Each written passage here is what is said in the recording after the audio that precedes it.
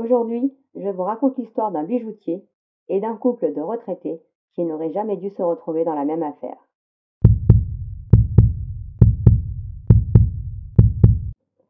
Le 13 avril 2011, Serge Zenou, 57 ans, est retrouvé sans vie par sa femme.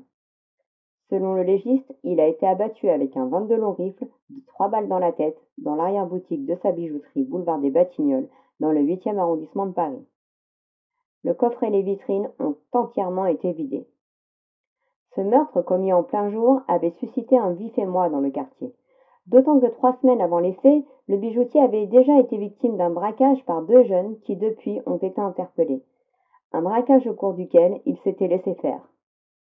Ce 13 avril, en revanche, Serge Zenou aurait cherché à se défendre et cela lui aurait coûté la vie.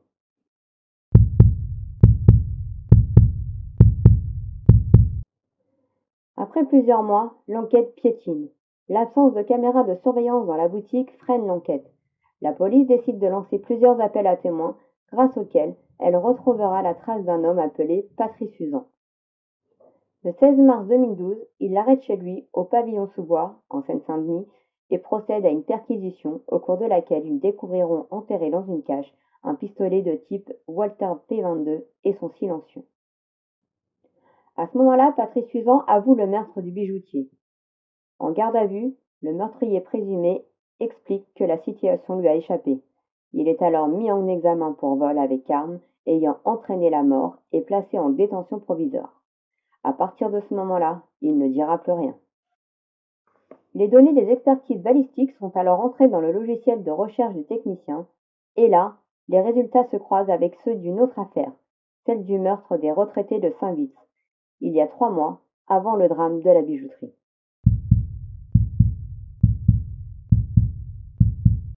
Le 22 janvier 2011, vers 18h, Christiane et Michel, deux retraités de Saint-Vith âgés de 68 ans, sont découverts par leur fils aîné dans leur pavillon discret du domaine de Montmélian.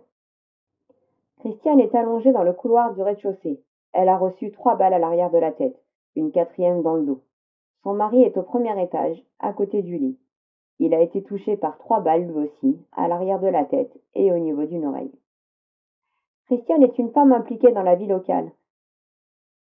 Elle avait joué au tennis le matin et son mari Michel se trouvait au rez-de-chaussée, probablement à l'heure du repas.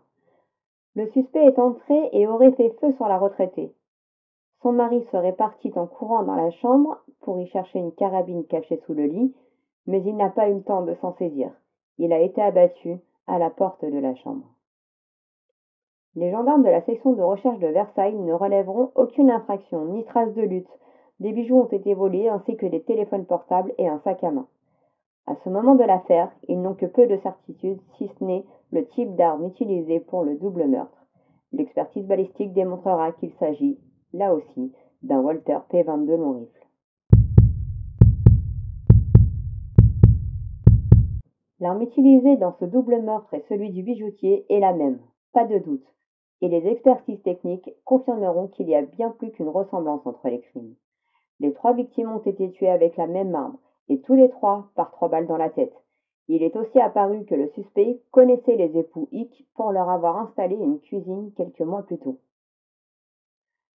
Les techniciens policiers remontent dans les archives de l'ordinateur de Patrice Uzan. Ils retrouveront dans l'historique de recherche des mots comme comment fonctionne un silencieux ou encore comment fabriquer un silencieux. Il avait aussi visionné des vidéos sur le P22 avec silencieux. Il s'est également intéressé à des recherches comme comment détecter l'écoute téléphonique ou encore comment braquer avec un masque. Toutes ces recherches ayant été répertoriées entre 2010 et 2012 prouvent ainsi la préméditation. Les policiers ajoutent alors les chefs d'accusation de meurtre et vol avec violence après l'avoir extrait de sa cellule de la maison d'arrêt de la Santé où il se trouve en détention provisoire pour le meurtre du bijoutier parisien.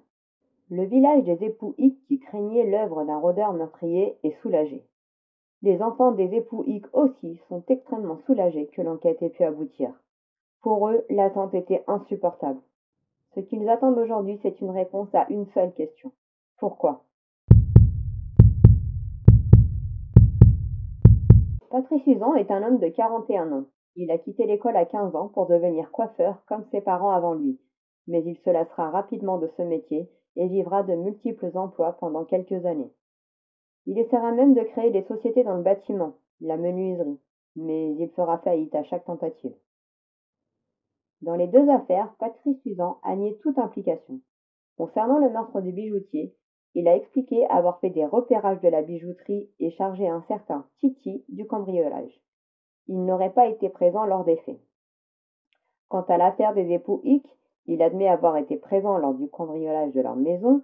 Il pensait qu'ils avaient de l'argent à voler. Mais il accuse un complice, dont il taira le nom, par peur des représailles. Cet inconnu aurait tué le couple de retraités alors qu'il attendait dehors, dans la voiture, pour faire le guet. La compagne de Patrice Suzan le décrit comme un solitaire qui ne fait confiance à personne. Son entourage le décrit comme un menteur invétéré. Pour le meurtre du bijoutier du boulevard des Batignolles, Patrice aura écopé de 30 ans de réclusion criminelle assortie de 20 ans de sûreté devant la cour d'assises de l'Essonne. Il fait appel et clame son innocence. Devant la cour d'assises du Val d'Oise cette fois, à l'ouverture de son procès pour le meurtre des deux retraités de Saint-Vith, les premiers mots de Patrice Suzan seront: Je vais tout raconter, tout vous expliquer, j'ai tout à dire aujourd'hui. Pourtant, Patrice Suzan reviendra sur ses déclarations. Non seulement il a réaffirmé n'être pour rien dans la mort des époux Hick qu'il attribue à un homme dont il ne donnera pas le nom, mais il assure désormais n'être pas allé à Saint-Vith braquer les retraités, ce qu'il avait pourtant déclaré tant devant les gendarmes en garde à vue que face au juge d'instruction de Pontoise.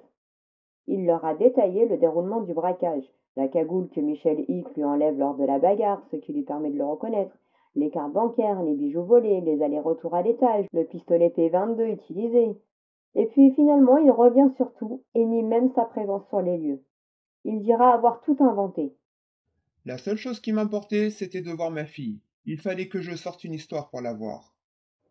Il raconte ainsi une garde à vue pendant laquelle les gendarmes sont, d'après lui, allés chercher sa fille à Paris, ont commandé une pizza et les ont laissés seuls ensemble 3 heures durant.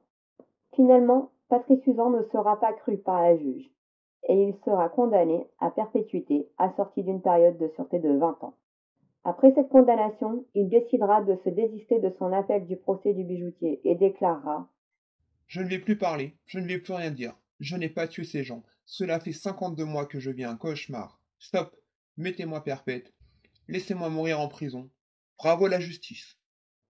Patrice Suzan a maintenant 46 ans et cela fait 5 ans qu'il est incarcéré pour le double meurtre des époux Hick et celui du bijoutier des Batignolles à Paris 8e.